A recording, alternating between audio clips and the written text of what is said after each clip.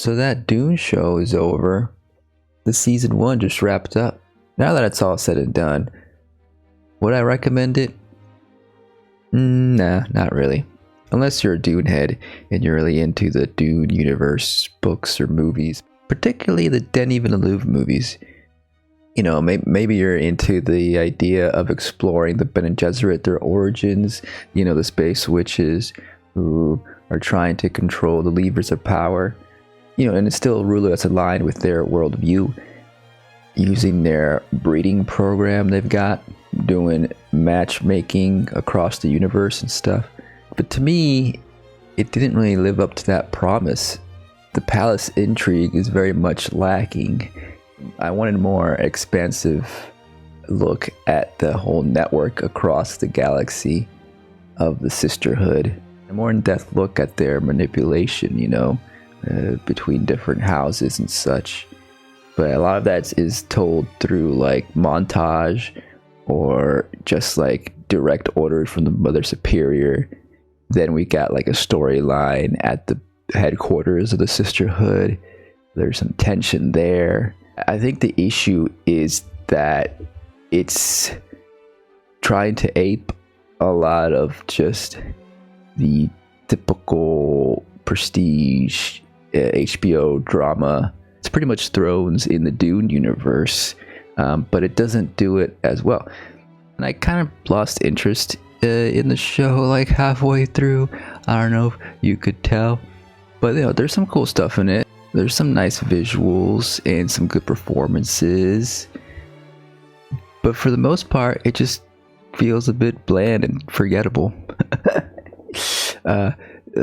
Let's get into some spoilery details now for the last few episodes. I did like the Lila situation in these last couple episodes. Sisters from the past like Dorothea and Raquella use her body and possess her. I think that was pretty cool plot line, and I thought Chloe Leah's performance was really good here. She really you know, channels these older sisters really well. Really felt believable there. Like this could have been done a little earlier, maybe it would have been even better. And also just reminds me of how maybe the flashback scenes could have used more time, and really like makes me appreciate maybe episode 3 a little bit more, because we spent more time in the older timeline with the younger versions of these characters, right? And like had we had more time with Dorothea and Raquella, you know, this plot line of them coming back through Lila's body would have worked out even better, I think. Give it more gravitas. The Francesca character I found interesting. I feel like they could have introduced Francesca earlier, like her character we saw like in flashbacks, you know, as a younger self, her younger self a bit, which didn't give her much much to do there. But this idea of like her being in the Emperor's ear for so long, you know, courting him, you know, having a child with him, and being so intimately involved with him, you know, that would have been cool to see throughout the series, you know, as it slowly revealed, you know, her full intentions and stuff like that, right? You know, that's the kind of stuff I wanted to see more, like the Sisterhood incorporating themselves, you know, deeply into the politics and relationships of these different leaders, you know, instead of just being like on the side with their face covered the whole time. Like we don't really get to know, you know, like a lot of the sisters, you know, we don't get to see a lot of these sisters in the midst of their craft, you know, besides Valia and Tula, right? She was part of Valia's squad, right? Who were there to, like, in the beginning, who killed off all of Dorothea's followers we saw in the flashback. So like it would have been more effective if she had more screen time along with the other sister that, you know, actually died earlier in the season, right?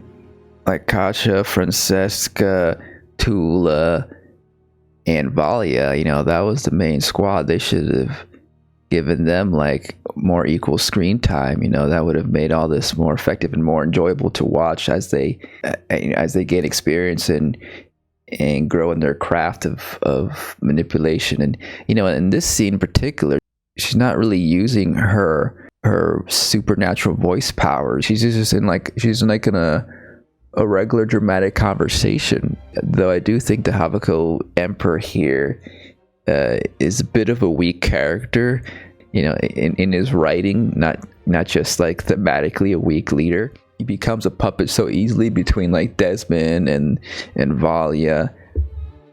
Like, I just wish he had a little bit more bite, Then it does kind of end a little bit cheesy with the poisoning here. And Princess Natalia, I think, was a bit underserved too. Like, she seemed a bit promising in the beginning, but then it kind of just devolves into basic melodrama. The other thing that doesn't pay off at all really is the Theodasia plot line, the reveal in episode 4 that she can shapeshift. What are they called? Face dancers, I think they're called in the universe, where she like can change her form and basically mimic the look of anybody else, right? That was pretty cool. It felt like that was going to lead up to something cool, but no, not really. Princess Ines gets captured, right, and imprisoned, and so the plan is to have Theodasia, mimic the princess and take her place as they free her.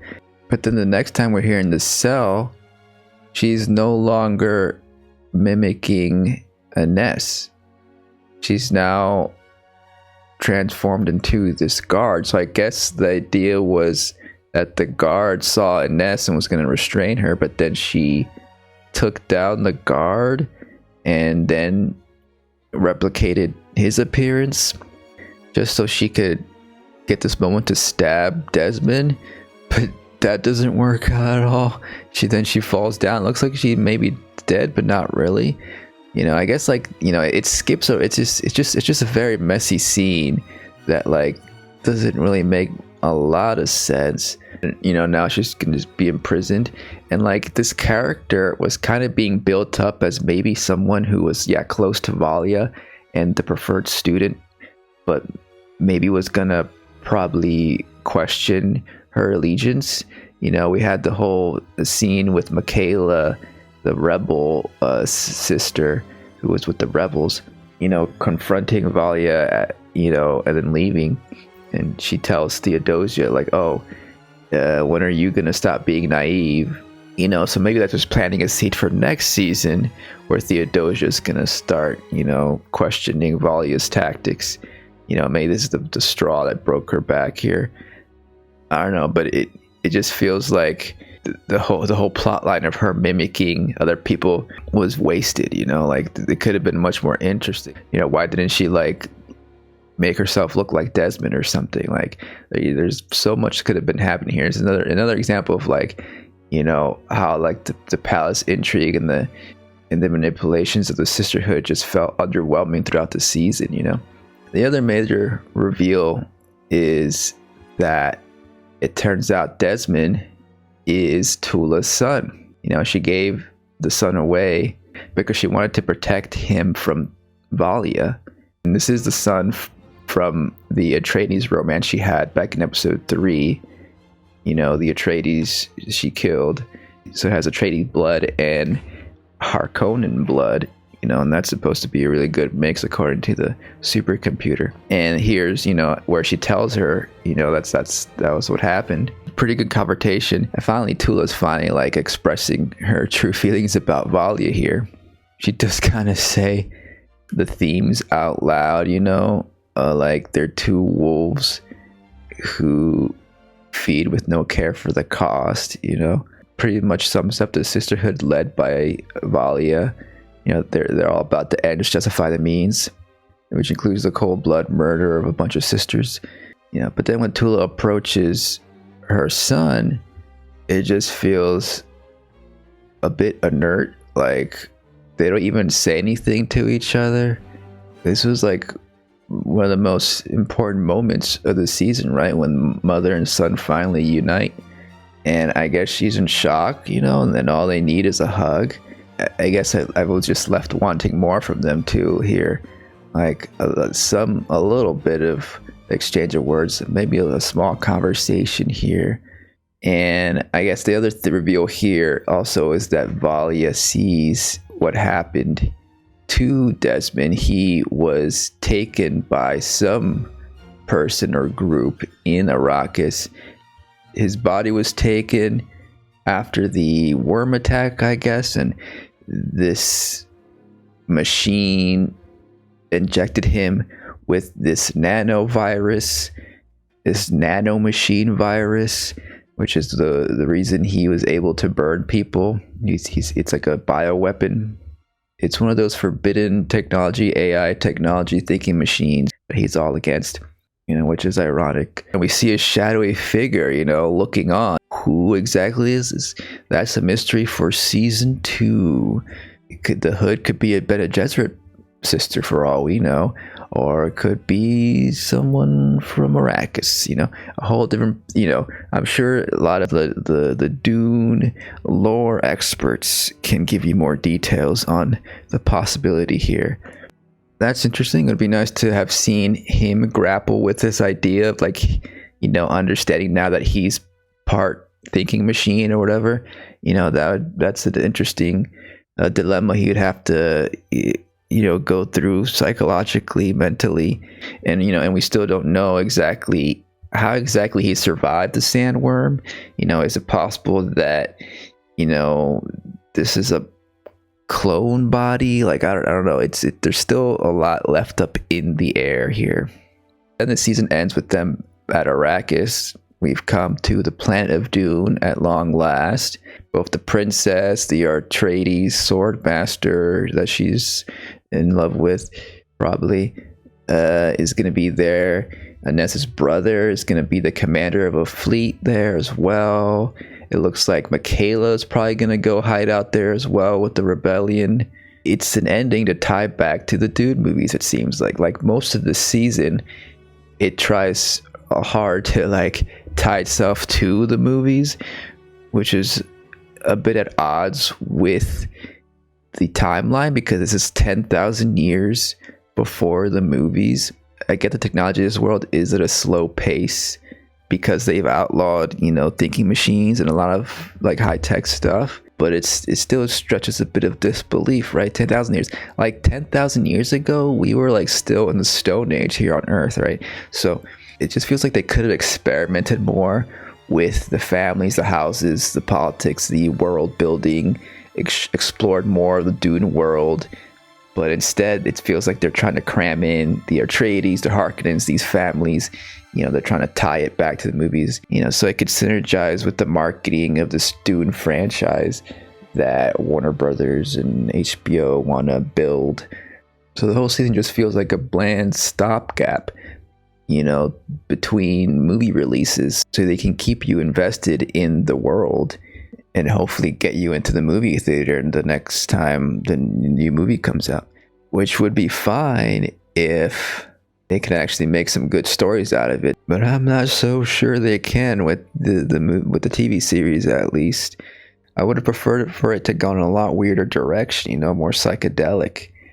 But that's just me, I'm sure a lot of people or this vibe or this aesthetic, but I feel like at least the movies have that grandeur, feel a lot more substantial and worthwhile, and have a clear artistic vision, from Villeneuve than this show, which just seems a bit, forgettable. But like I said, there are some cool visuals. This is probably the best moment in the whole season right here. What is that? Watery space warping around a black hole or something for a spaceship to come out of. That's pretty cool. I like looking at that, I like this space stuff. They could have had more space stuff. It was a bunch of just them in different palaces, mostly on the emperor's palace, and in the sisterhood headquarters. It would be nice to see them hang out in these spaceships, having a chat. You know, by the window, and outside the window you see a bunch of stars and planets. Like, I don't know, all the space stuff was just regulated to just like transition moments from planet to planet. You almost forget that this is a space show. Yeah, I didn't go into super detailed breakdown this time because there really wasn't much to analyze here, especially from someone who like isn't that invested in the lore and hasn't read the books, you know. But as a TV show, it was just like okay, you know. And at this point, I'm not really excited or interested for season 2. You know, they announced there's going to be season 2, and maybe it'll get better, but it's kind of like it might be a little bit too late for me, you know. And it's a bit of a bummer too, because I think the Bene Gesserits are one of the most interesting aspects of the Dune universe. I just wish this show would have done a better job of exploring that. But those are my thoughts. But what did you think? You know, did it live up to your expectations? Were the space witch machinations enough to satisfy you? Do you want to keep seeing more? I don't know. Let me know. But as for now, I gots to go. I'll see you next time. Under the moonlight. Bye bye.